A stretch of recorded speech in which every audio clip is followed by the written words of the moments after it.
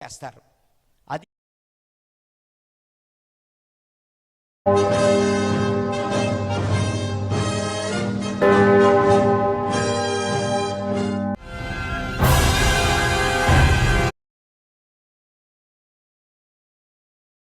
Use చేసే strategy సోదరులకు అందరికీ కూడా మెండుగా దయచేయమని మా ప్రభును రక్షకుడైన యేసు నామమున అడుగుచున్నాము పరమ తండ్రి. Amen, amen. ప్రేమైన సహోదరి సహోదరులారా, ఇప్పుడు మనం కొద్ది నిమిషాలు మన పరిశుద్ధ గ్రంథము యొక్క ప్రాముఖ్యత, facts and figures.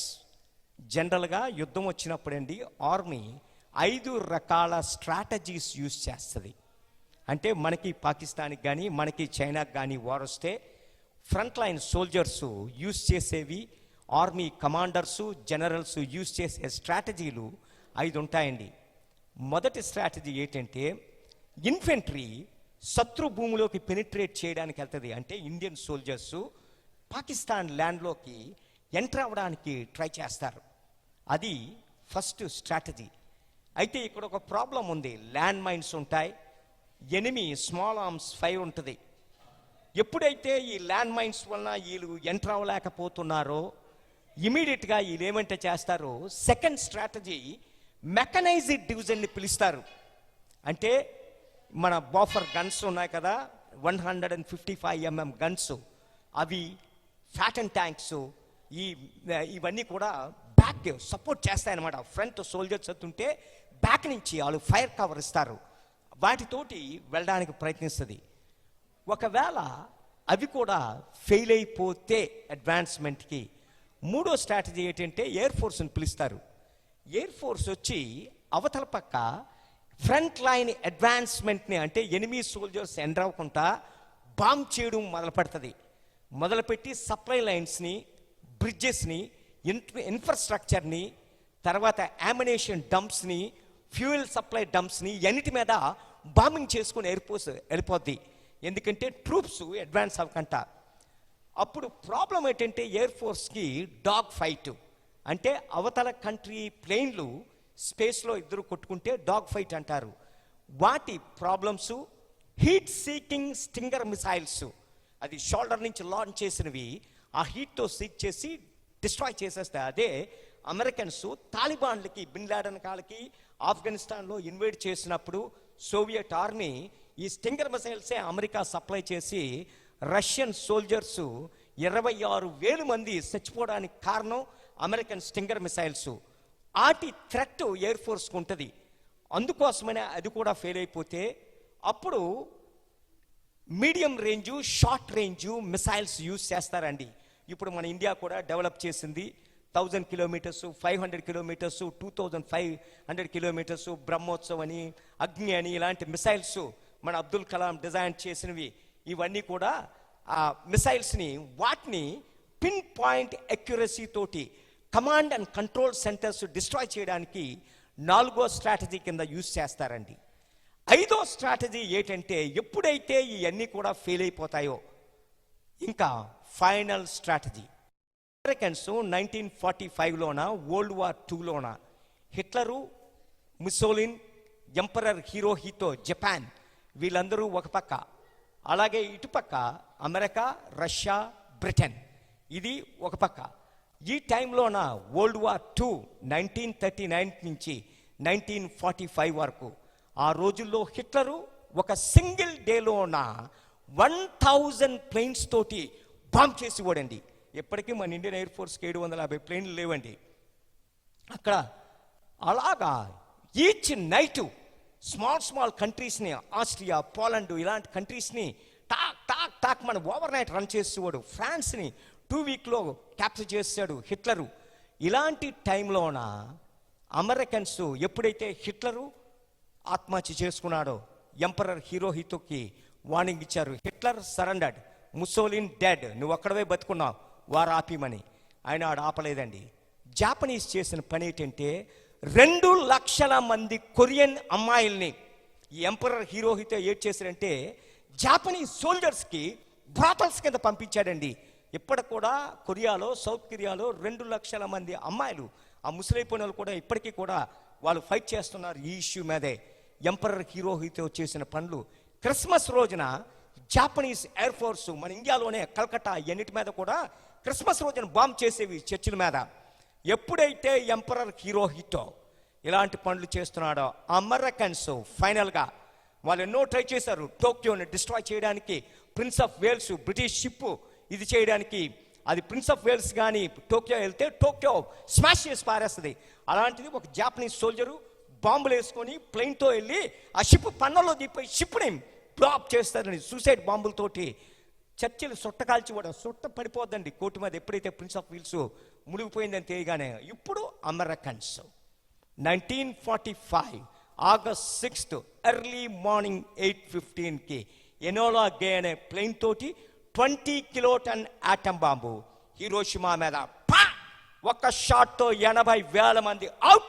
Next week కల్లా 150,000, మరొక 150,000 మంది అవుట్. విత్ ఇన్ 3 డేస్లోన నాగాసాకి మీద 1945 ఆగస్ట్ 9 మార్నింగ్ 11 o'clockకి ఫ్యాట్ మ్యాన్ అనే బాంబుని వేస్తారండి నాగాసాకి మీద. నాగాసాకి ఇండస్ట్రియల్ సిటీ మొత్తం ఆర్మీకి, జాపనీస్ ఆర్మీకి ట్యాంక్స్ దగ్గర నుంచి మిసైల్స్ వరకు సప్లై చేసేది ఆ సిటీ మొత్తం వైపౌట్ చేసి పారేశారు అమెరికన్స్. దానితో వరల్డ్ వార్ ఎండ్. ఇలాగా 5 స్ట్రాటజీలు ఆర్మీ యూజ్ చేస్తుందండి యుద్ధంలోన. ఇప్పుడు కమాండోస్ ఫర్ క్రైస్ట్.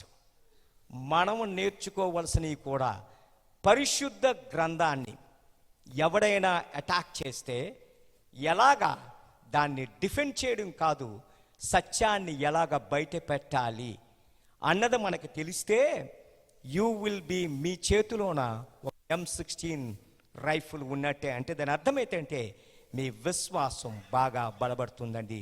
హల్లెలూయా. ఇది ఒక పుస్తకం కాదు, ఇది బైబిల్ అనే పేరు రావడానికి కారణం బిబ్లోస్ అనే గ్రీకు పదము నుంచి. అంటే డిఫరెంట్ బుక్స్, అంటే మిక్సర్ ఆఫ్ బుక్స్ ఇది. అందుకే మన పరిశుద్ధ గ్రంథములో మనకి 66 క్యాననికల్ బుక్స్ ఉండడానికి కారణం. ఇది ఒక పుస్తకం కాదండి, 66 పుస్తకాలు. ఆది కాండము నుంచి ప్రకటన గ్రంథము వరకు మన పరిశుద్ధ గ్రంథం 66 పుస్తకాలు.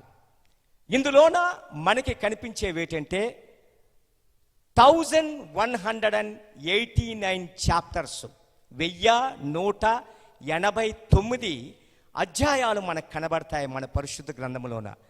ఈ మొత్తం అంతా కూడా ఈ 1189 చాప్టర్స్, ఈ 66 పుస్తకాల్లో ఉన్నవి 31,101 వర్సెస్, వచనాలు 31,101 వచనాలు. అయితే ఇప్పటి వరకు కూడా ఈ 3 కూడా ప్రపంచంలో ఏ పరిశుద్ధ గ్రంథం ఏ భాషలో తీసినా అన్నీ ఒకటే, నో చేంజ్ అట్ ఆల్. ఇక్కడి నుంచి స్టాటిస్టికల్ ఫిగర్స్ మారిపోతాయి. అదేంటంటే కారణం ఏంటంటే డిఫరెంట్ లాంగ్వేజెస్లోకి మారుస్తున్నప్పుడు మాటలు, అక్షరాలు, ఈ పదాలు లాంగ్వేజెస్లో డిఫరెంట్గా ఉంటాయి కాబట్టి వాటి సంఖ్య మారుతుంది. అందుకోసమనే యాక్చువల్గా మన ఇంగ్లీష్లోన పరిశుద్ధ గ్రంథం 250 వర్షన్స్ ఉన్నాయి మనకి. స్కోఫీల్డ్ వర్షన్ అని, థామ్సన్ చైల్డ్ రిఫరెన్స్ అని, కింగ్ జేమ్స్ వర్షన్ అని, NIV న్యూ ఇంటర్నేషనల్ వర్షన్ అని, అమెరికన్ స్టాండర్డ్ వర్షన్ అని, గుడ్ న్యూస్ బైబిల్ అని, RSV రివైజ్డ్ స్టాండర్డ్ వర్షన్స్ అని, డూవే వర్షన్ అని, ఇలాంటి వర్షన్స్ మనకి 250 వర్షన్స్ ఉన్నాయి. అయితే ఈ 250 వర్షన్స్లోన స్టాండర్డైజ్డ్గా ఒక వర్షన్ తీసుకొని మిగతా స్టాటిస్టిక్స్ పొందుపరచడం జరిగింది. 1611లో కింగ్ జేమ్స్, స్కాటిష్ కింగ్, ఆయన ట్రాన్స్లేట్ చేసినప్పుడు ఈ పరిశుద్ధ గ్రంథాన్ని, అది ఆథరైజ్డ్ వర్షన్ అని పేరుతోటి చాలా అక్యురసీగా ఒరిజినల్ టంగ్స్ నుంచి చేశారు కాబట్టి దానిని ఆథరైజ్డ్ వర్షన్ అని తీసుకుంటారు.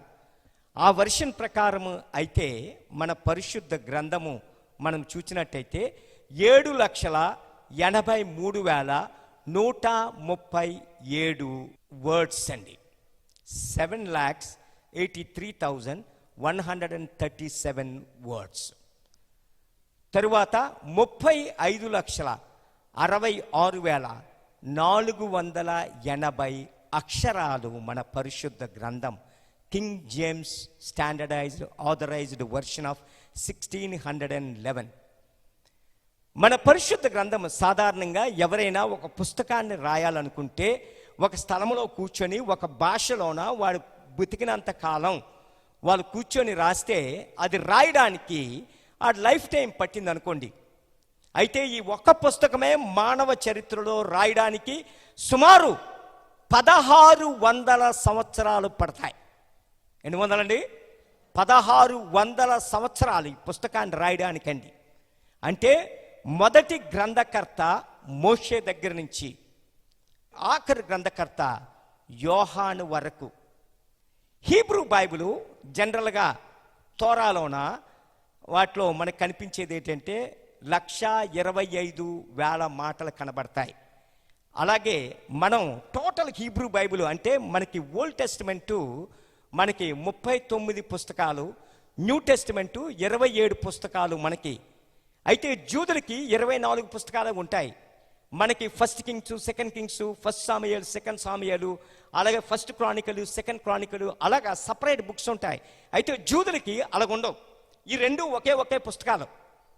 అందుకోసమనే వాళ్ళకి మన ఓల్డ్ టెస్టిమెంట్ 39 పుస్తకాలు కూడా వాళ్ళు నామకరణం చేసింది 24 కిందే. ఇవి మొత్తం ఈ జూయిష్ హీబ్రూ బైబిల్ కానీ మనము చూసినట్టయితే మనకి కనిపించేవి ఎంత కనిపిస్తాయి అంటే ఇందులోన మనకి 8,96,922 అక్షరాలు హీబ్రూ లెటర్స్ మనకి కనబడతాయండి ఇందులోన. క్యాథలిక్స్కి 7 పుస్తకాలు ఎక్స్ట్రా. అంటే ఓల్డ్ టెస్టిమెంటు 46 పుస్తకాలు ఉంటాయి. వాటిని జూట్రో క్యానినికల్ బుక్స్ అంటారు. న్యూ టెస్టిమెంట్ సేమే. క్యాథలిక్స్, నాన్ క్యాథలిక్స్, ప్రొటెస్టెంట్ డినామినేషన్స్కి న్యూ టెస్టిమెంట్ నో డిఫరెన్స్. మనకి న్యూ టెస్టిమెంట్ 27 పుస్తకాలు, 260 చాప్టర్లు, 7,957 వచనాలు. మనకి క్యాథలిక్స్కి అందరికీ సేమే. ఈ 7 పుస్తకాలు ఎక్స్ట్రా ఏంటంటే మలాకీకి మత్తేయుకి మధ్యన ఉన్న 400 సంవత్సరాల్లోన ఏం జరిగింది అన్నది మన క్యాననికల్ బైబిల్స్లోన ఆ గ్యాప్ ఉంటుంది. 400 సంవత్సరాలు ఏ ప్రవక్త ప్రవచించలేదు కాబట్టి రిఫార్మేషన్ టైంలో అవి తీసివేయడం జరిగింది. అయితే క్యాథలిక్ బైబిల్లోన ఆ లింక్ ఉంటుంది. అంటే అందులోన ప్యూర్ హిస్టరీ అంటే మకబీసు 1 and 2, జూడితు, బారూకు, సోలమన్ విజ్డము, సీరాకు జ్ఞానకాండం, ఇలాంటి బుక్స్ చాలా సైకలాజికల్ బుక్స్, చాలా బాగుంటాయి. కానీ అందులో దేవుని వాక్యము లేదు, అది ఓన్లీ ప్యూర్ హిస్టరీ అన్న దీంతో వాటిని తీసివేయడం జరిగింది. అలెగ్జాండర్ ఎలాగ అటాక్ చేశాడు, అలెగ్జాండర్ మరణం తర్వాత ఆ సెల్యూకస్, పొటోలమీ, లేచి మ్యాచ్యూస్ వీళ్ళందరూ కూడా ఎలాగ ఆ దేశాన్ని పంచుకున్నారు, ఆ సెల్యూకస్ అన్నవాడు ఎలాగా యెరూషలేముని అటాక్ చేశాడు, మక్కబీస్ ఫ్యామిలీ ఎలాగైతే డిఫెండ్ చేసింది, ఇవన్నీ కూడా అందులో ఉంటాయి. దీన్ని రిజెక్ట్ చేయడానికి ఇంకోటి కారణం ఏంటంటే జూయిష్ తాల్మాండు ఈ 39 పుస్తకాలు అంటే அதுకున్న 24 పుస్తకాలు వాటినే యాక్సెప్ట్ చేసింది. కారణం ఏంటంటే అవి హీబ్రూలో రాయబడ్డాయి. అవన్నీ బాబిలోనియన్ తాల్మాండ్ అంటది. అంటే యూదులందరూ బాబిలోనికి బానిసలుగా వెళ్ళిపోయినప్పుడు ఆ టైంలో రాయబడినవి కాబట్టి, హీబ్రూలో రాయబడ్డావు కాబట్టి యాక్సెప్ట్ చేశారు. అయితే అలెగ్జాండ్రియాలో యూదుల చేత గ్రీకులో రాయబడిన గ్రంథాలు ఇవి.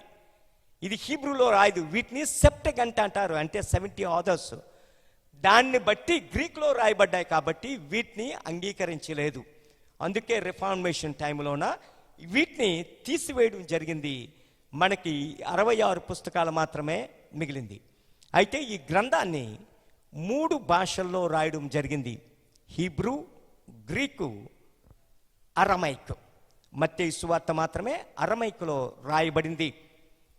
ఇప్పుడు దీన్ని రాసిన గ్రంథకర్తలు సుమారు 40 మంది. ఇందులో రాజ్యాలు నేలే రాజులున్నారు, సైన్యాధిపతులు ఉన్నారు, అలాగే ఇందులో చేపల పట్టే జాలర్లు, గొర్రెలు కాసే గొల్లలు, అలాగే తాపి మేస్తుర్లు, కస్టమ్స్ ఆఫీసర్లు, స్క్రైబ్స్, ఇలాగా డాక్టర్సు, ఇలాగా వీళ్ళు 20 రకాల వృత్తులకి చెందినవారు, 10 దేశాలకు చెందినవారు.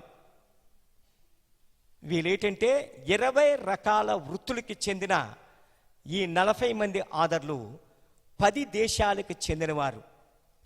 ఇందులో గొప్పతనం ఏంటంటే ఏ ఆధరు ఈ 40 మంది కూడా ఎక్కడ పుట్టినా, ఎక్కడ జీవించినా, ఏ భాషలో మాట్లాడినా, ఏ భాషలో రాసినా, ఒకరు జీవించిన కాలంలో మరొకరు జీవించలేదు, ఒకరు మాట్లాడిన భాష మరొకరికి రాదు. ఇలాగా ఈ 1600 సంవత్సరాల్లో, అంటే మోషే దగ్గర నుంచి యోహాను వరకు, AD 100 యోహాను వరకు ఈ 10 దేశాల్లోన ఈ 20 వృత్తులకు చెందిన ఈ అందరూ కూడా ఈ రాసిన పుస్తకాలు చేర్చితే ఇవన్నీ కూడా ఒకరు రాసినట్టే ఉంటుంది. కారణం ఏంటంటే దాని గ్రంథకర్త పరిశుద్ధాత్మ దేవుడు. హల్లెలూయా. ఇదేంటంటే ఎక్కడో కూర్చొని ఊహించి రాసిన గ్రంథం కాదండి ఇది. ఇది ఐ విట్నెస్ అకౌంట్. ఇప్పుడు సపోజు ఎక్కడో ఒక ఇన్సిడెంట్ జరుగుతుంది, ఒక పెద్ద బ్లాస్ట్, లేకపోతే బాంబే కసాబ్ గాడు చేసిన ఆ బ్లాస్ట్ జరిగింది ఆ తాజ్ హోటల్లోన. దానికోసం ఇండియాలో ఉన్న news papers, leading news papers అన్నీ కూడా టైమ్స్ ఆఫ్ ఇండియా అవనివ్వండి, Hindu, Indian Express, Deccan Chronicle, Amrit Bazar Patrika, Hindustan Times, అలాగే లోకల్ పేపర్స్ ఇవన్నీ కూడా, ఈనాడు, సాక్షి, ఇలాగా అన్నీ రాస్తాయి ఫోటోలు వేసి. ఇవన్నీ ఒక్కొక్కటి ఒక్కొక్క యాంగిల్లో రాసుకొని వస్తాయి.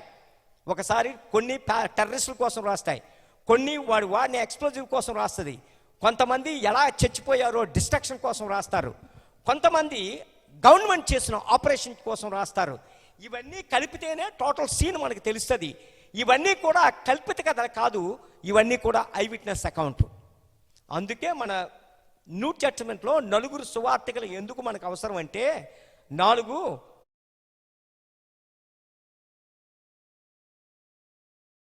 మత్తయి, మార్కు, లూకా, యోహాను, ఈ 4 యాంగిల్స్లో యేసు ప్రభుని ప్రజెంట్ చేస్తారు. పరిశుద్ధ గ్రంథం అంతా కూడా ఐ విట్నెస్ అకౌంట్.